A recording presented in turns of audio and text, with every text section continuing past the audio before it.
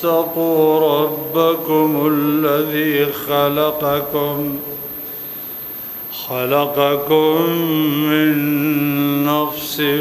واحدة وخلق منها زوجها وبث منهما رجالا كثيرا ونساء واتقوا الله الذي تساءلون به والأرحام إن الله كان عليكم رقيبا يا أيها الذين آمنوا اتقوا الله وقولوا قولا سديدا يصلح لكم أعمالكم ويغفر لكم ذنوبكم ومن يطع الله ورسوله فقد فاز فوزا عظيما أما بعد فأعوذ بالله السميع العليم من الشيطان الرجيم من همزه ونفثه ونفخه وأقيموا الصلاة وآتوا الزكاة واركعوا مع الراكعين زما د اسلام درنو قدرمنو عزتمندو ورونو دا موضوع سلسله واره شروع چې زمنګ استاسو مختا یو حقیقی زندگی پرته ده یو نه ختمیدونکې زندگی پرته ده دغه زندگی د پاره هم د توخی ضرورت ده د خزانه ضرورت ده د دنیا د خزانه ال تفکر ناراضی ال تا د ایمان سرمایا پکار راضی ایمان صدپاسا او یا او شعبو باندې مشتمل خزانه ده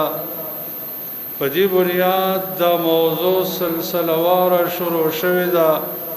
چې زمونږ استادو ذهن د ایمان د شعبو ته متوجي شي په زړه کې جذبه پیدا شي چې دا عملي کو نو په دې سلسله کې یو څو شعبې ذکر شوې نن بعد ایمان د شعبونه یو ډېره مهمه شعبه ذکر کو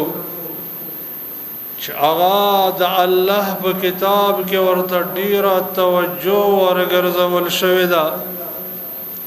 دیر شکرت الله په دې باندې حکم کړي الله د ایمان قوي شعبه ګرځولې د مؤمنانو په صفت کې ذکر کړي مخکنو امتونو صفات د خیر چې ذکر کوي یو په کې دا ذکر کړي اغا د زکات ادا کول دي قدرمنو عزتمند ورونو د عام خلق سوچ او فکر خدا دې چې زکات ادا کمنو زما مال کم شو او ماته نقصان ورسید سرمایه مې کم شو پر رب العالمین باندې قسم دې چې زکات ادا کولو کې دومره فائدې دي که زمنګ او تاسو د دې د پایدونه خبر شو به دا خبره زمنګ زړه ته خکته شو نو منګ او تاسو به د زکات د میاشت دراتک یعنی د کال د پوره کېدلو انتظار کوو چې یا الله دا ټیم بکله راځي چې خپل زکات ادا کړم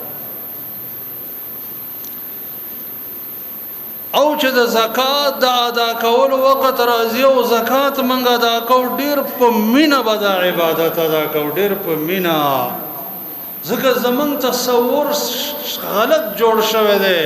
شیطان او نفس موږ ته غلطه خبره ذهن کې راچوي هغه دا دی چې په دې مال کمیږي او مال ته نقصان راځي په دې بنیاد محمد مصطفی صلی الله علیه وسلم قسم کوي وای درې کارونه دي چې زه په قسم کوم د الله د نبی په هر خبره باندې ایمان او قوي یقین واجب دی لیکن چې په یو خبره قسم کوي دا ډیره ضروری خبره او قسم ور باندې ځکه کوي چې د ډیرو انسانانو په ذهن کې د دې خبرو خلاف خبره ناست دي یو د عام خلکو خیال دا دی چې ما زکات ادا کړه صدقه ادا کړه نو په دی وجه زما په مال کې کمی رااله د الله نبی وای زپ الله قسم کوم چې ما نقصت صدقه من مال دا صدقه مال نه کمي دویم د ډیرو انسانانو خیال دا دی چې چاته مې عفو وکړه ز ذلیل شم د الله نبی قسم کوي چې په عفو انسان عزتمن کیږي درم د عامو انسانانو خیال دا دی چې ما عجزي وکړه نو زما شان او مرتبه به راوغورځېږي د الله نبی قسم کوي چې په تواضع د انسان مقام اوچتېږي نو زکات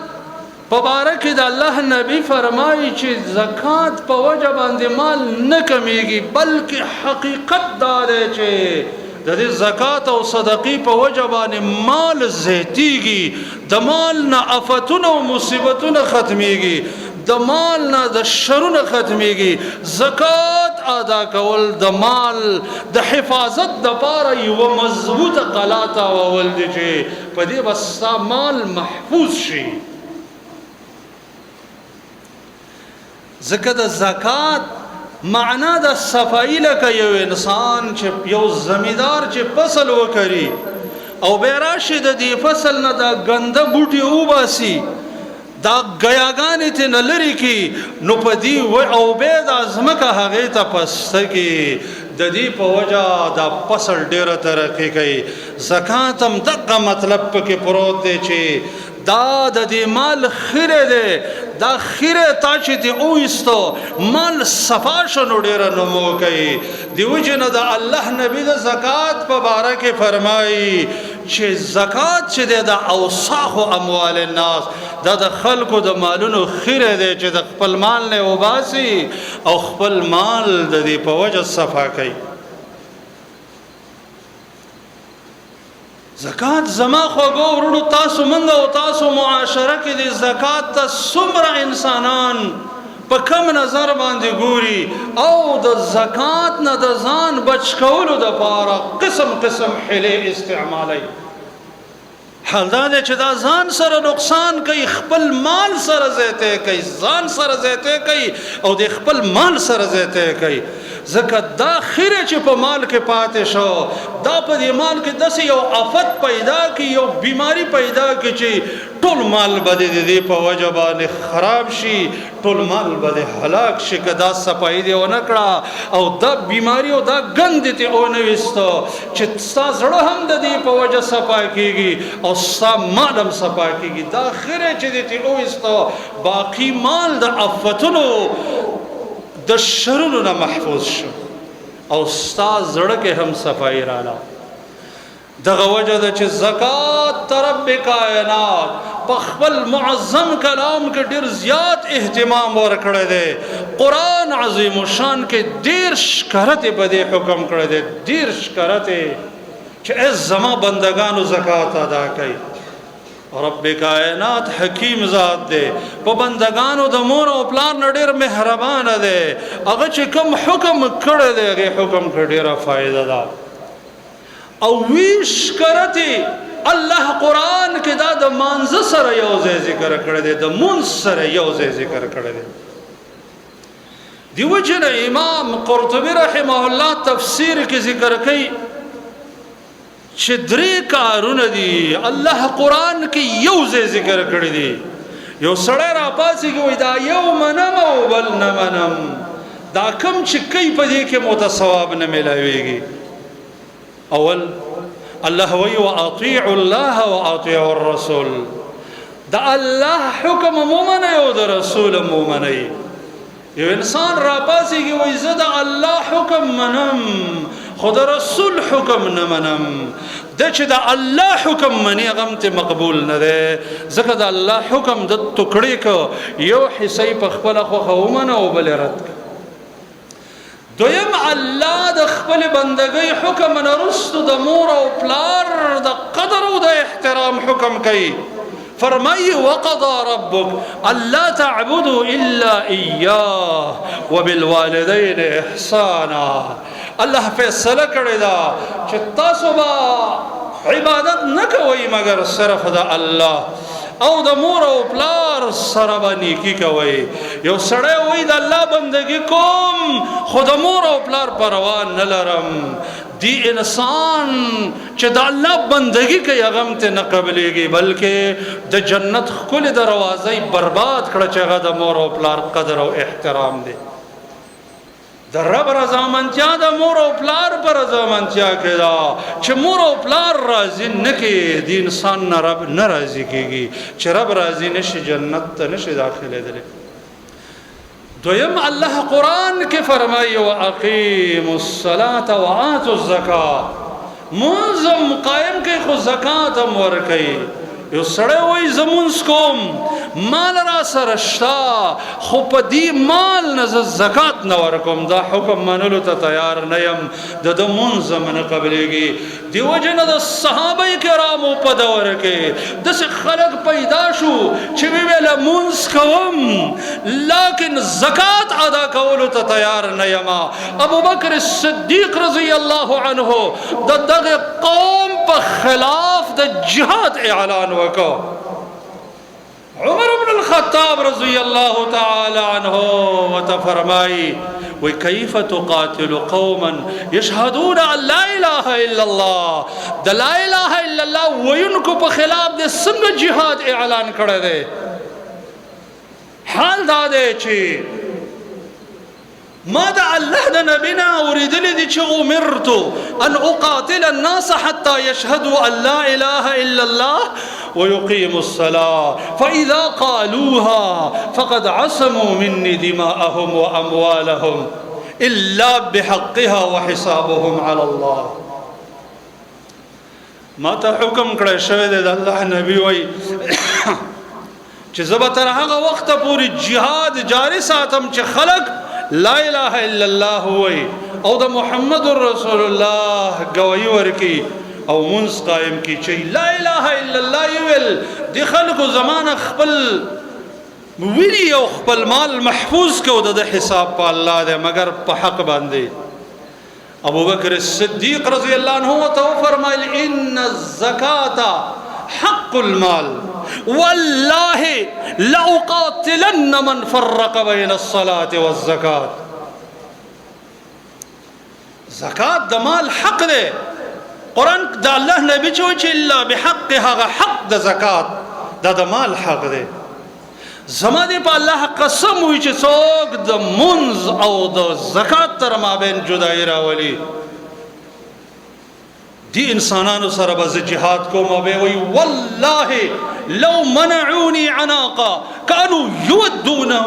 يودونها في عهد رسول الله صلى الله عليه وسلم لقاتلتهم على منعها. والله که یو چیلې هم د زکات دی منع کی زه به د هغې په خلاف ورسره جهاد اعلانوم. د الله دومره قوي حکم دی چې ابوبکر صدیق رضی الله عنه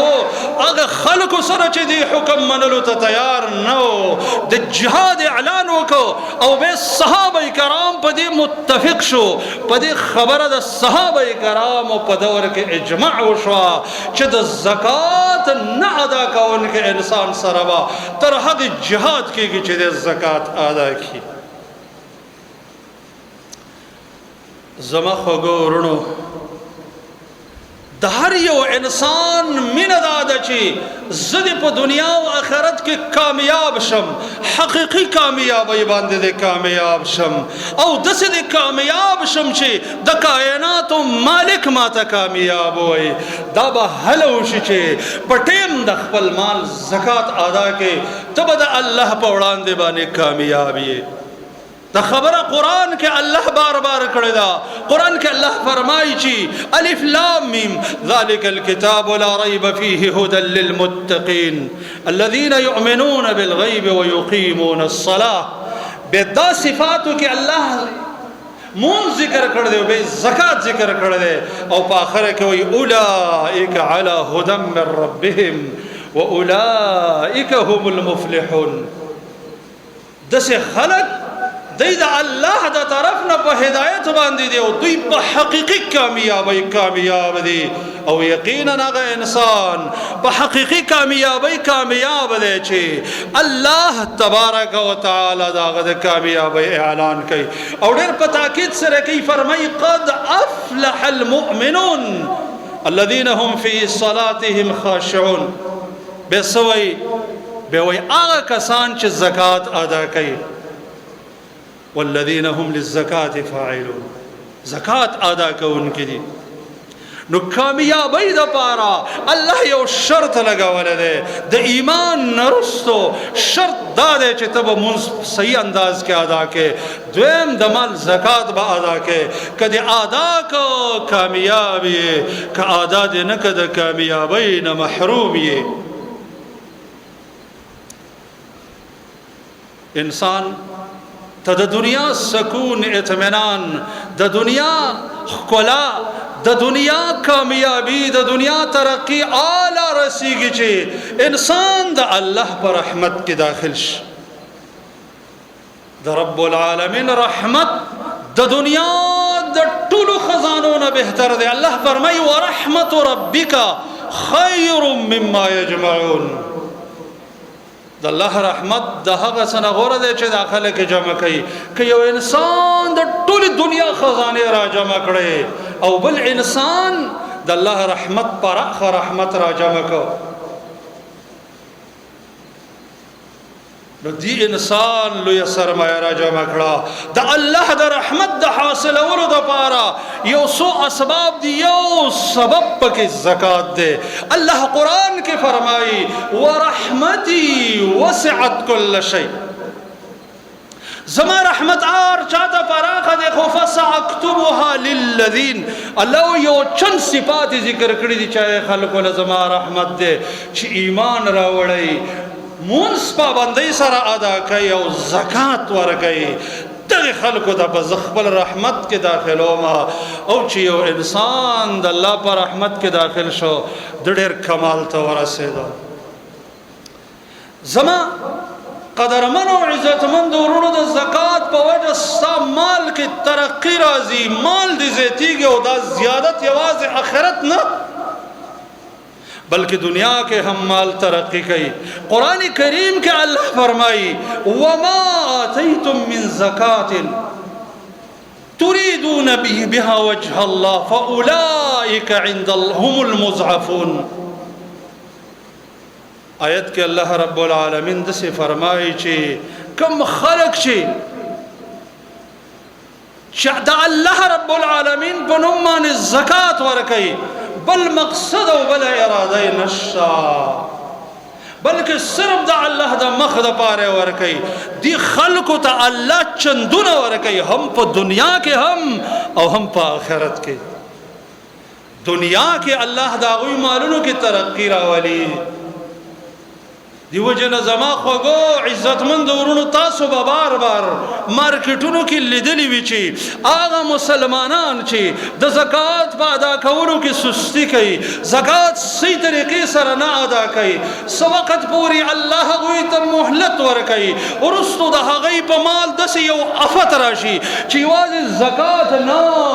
بلکہ دا دوی کروڑنا مال ہم ورسر تباشی. دا سوال کئی چی دا مشکل مات دا کم طرف نرالے دا په دې بنیاد رالی چې تا د مال زکات ادا نه کو. ځکه د مال د زکات د ادا کولو د وجې انسان د مال نه شرونه ختمیږي. محمد مصطفی صلی الله علیه وسلم فرمای من ادى زکات ماله فقد ذهب عنه شره. کم یو انسان چې د خپل مال زکات ادا کی د دې د مال نه شر ختم شه. شر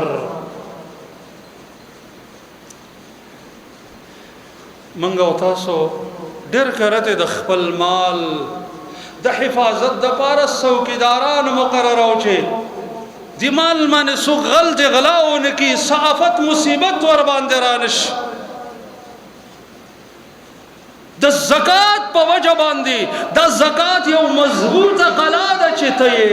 خپل مال تتاوي او خپل مال په هغه باندې محفوظ کې. څنګه چې روایتو کې راغلي دي چې په ډیرو سندونو سره وارد دي اگر که هر یو کې سنا ضعف شتا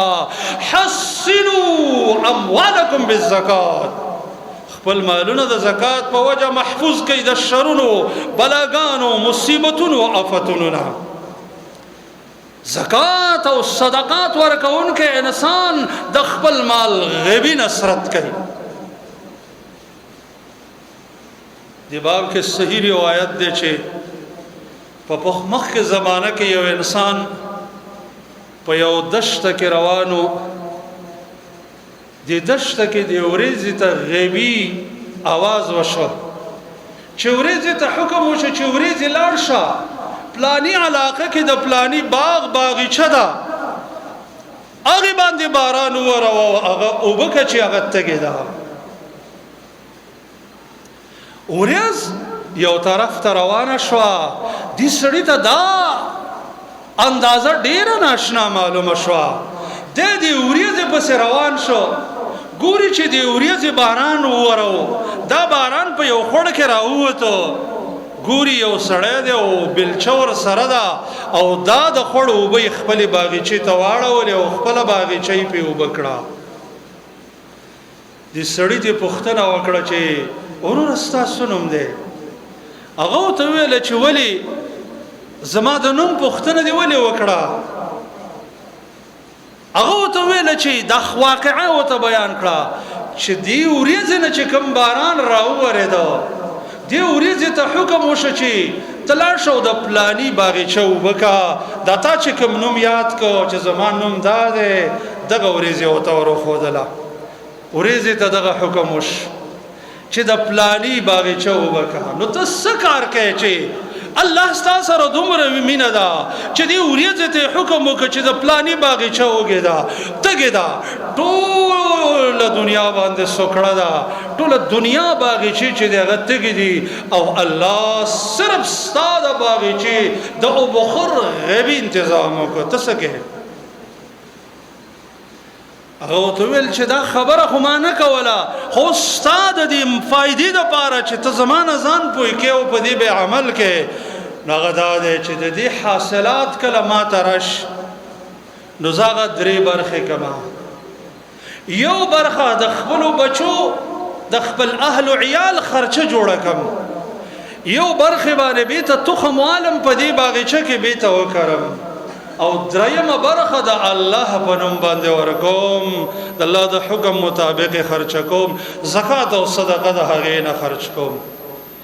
نو تاسو وګورئ زما خو ګورونو چې یو ورېځې ته د الله تبارک وتعالی د طرفنا غیبي حکم کیږي چې د پلانی باغچې ته د تندې یو افت متوجه دی ته ورشه هلته باران ووروه چې دا افت ختم شي. نو کومنګ او تاسو د الله د دې حکم د زکات ادا کولو او د صدقات ادا کولو اهتمام وکړو الله به زمونږ او تاسو د مالونو نه هم غیبي افتونه مصیبتونه دفع کړي او الله به زمونږ د مالونو د ترقی او د زیادت غیبي انتظام وکړي. زما خو ګورو د دنیا فائدې هم فائدې دي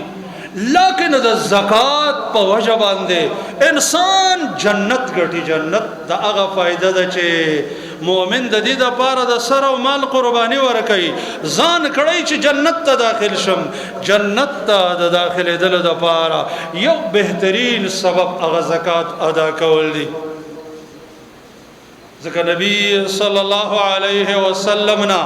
یو ځل ابو ذر رضی الله تعالی عنہ پوښتنه وکړه چې یا رسول الله ما ته داسې یو عمل راوښایا چې زه په هغې باندې جنت ته داخل شم او د جهنم نه محفوظ شم د الله نبي ورته وفرمایل چې تا خو ډېر د ډېرې لوی مسلې پوښتنه وکړه ډیره مهمه مسله دی او تاسو وانه ليسير على من يسره الله خو چې الله یې په چا آسانه کې نو ډیره آسانه ده هغه دا چې تعبد الله ولا تشرك به شيئا د الله صحیح بندگی وکړه شرک به نه پیدا کړي وتقيم الصلاه وتؤتي الزکات منځ به صحیح انداز کې ادا کې زکات به پابندۍ سره ورکې نو ته به د جنت مستحق وګرځې او د جهنم نه به محفوظ شي همدغه وجه ده چې حدیث کې راځي چې الله رب العالمین په جنت کې خاصه دروازې مقرر کړې دي اعلی دروازه پکې د جهاد ده او دسه د روزې دروازه ده نو بل دروازه د زکات ده د صدقات ده کوم انسان چې زکات اهتمام سره ادا کوي او په مال کې صدقه ورکوي دغه انسان الله تبارک وتعالى د جنت دغه دروازې نه داخلي د دې حکم د ډیر اهمیت د وجنبا کله چې د الله نبی سره صحابه کرامو په ایمان بیعت کو نو په بیعت کې به ور سره د زکات حکم هم ذکر کو جرير ابن عبد الله رضی الله تعالی عنه فرمای وبايعت رسول الله صلى الله عليه وسلم على اقام الصلاه وإيتاء الزكاة والنصح لكل مسلم د الله نبی خواله زرالم ما سره په ایمان اسلام باندې بیعت کو رسول الله صلی الله علیه وسلم ما تدریم مهم کارونه وخودل مانه بدی دریو مهم کارونه بیعت واخستو یو د منص پابندی وکي دویم زکات با ادا کې درم د هر مسلمان د پاره به خیرخوا جوړيږي خیرخوا چې مسلمان ته خیر څنګه ورسوم او چې خیر وته رسیده ته په خوشاليږي په دې وجه باندې د الله نبی هغه چا سره د بیعت کولو نه انکار کړی دی څوک چې زکات نه ادا کوي بشیر ابن الخصاصیه رضی الله تعالی عنه فرمای وی زرالم د الله د رسول صلی الله علیه وسلم سره می بیعت کو موت ول د الله رسول زتا سره بیعت کوم خو یو دو اوامر دي چې هغه منلو ته ز تیار نیم زنه شم کوله یو ما د جهاد په باره کې اوریدل دي چې څوک د میدان جهاد نه او تختی د دشمن نه دا د الله په غضب باندې اخته شو نو زه یریږم چې زه میدان جهاد ته حاضري ورکم او په شاله نړشم د الله په غضب باندې اخته شم جهاد نه ورنکم دویم زما سره چې کم مالونه دي یو څو خان دي اغا زه د خپل بچو اهل او عیال پیدا هغینا حاصلوم او د خپل کور سورلی انتظام پاغه کوم نو ز صدقه ورکولو ته تیار نیم د الله نبی صلی الله علیه وسلم د هغه الله مبارک را رستکو او وی فرمای لا صدقه ولا جهاد فبما تدخل الجنه چې نه صدقه ورکه او نه جهاد کې جنت ته په صدقه لګي مانا د جنت د داخله دلو خدا ډیر خولي اسباب دي او ته دې دوانو کولو ته تیار نه څنګه به جنت ته داخل شي زما خوګو او عزتمند ورونو او بیا هاغه وسدار خلکو چې الله رب العالمین تاسو له مال درکړی دی زکات ادا کول د ما د الله د دې نعمت شکریه ده تاسو د الله د دې نعمت شکریه ادا کړئ ورنه چې کله یو انسان د الله د نعمت شکریه نه ده ادا کړی الله د هغه نه مال اخسته دا سوچ مه کوه چې ما بال ډیر کو بلکې تا خپل مال کې ګندونه وغورځول مال کې د شرونه وغورځول چې دا شرونه به کله فساد کوي او ستا مال به تباه کوي دا مه وایه چې ما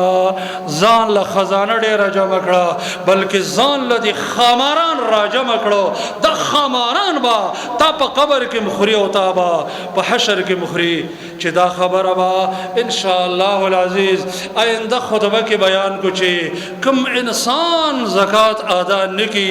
دی انسان څومره نقصان وکړو الله رب العالمین دې موږ او تاسو له د زکات د ادا کولو توفیق راکړي الله دې موږ او تاسو د ایمان د ټولو شعبو د عمل کولو توفیق راکړي او الله دې موږ او تاسو د ګناهونو محفوظ کړي اقول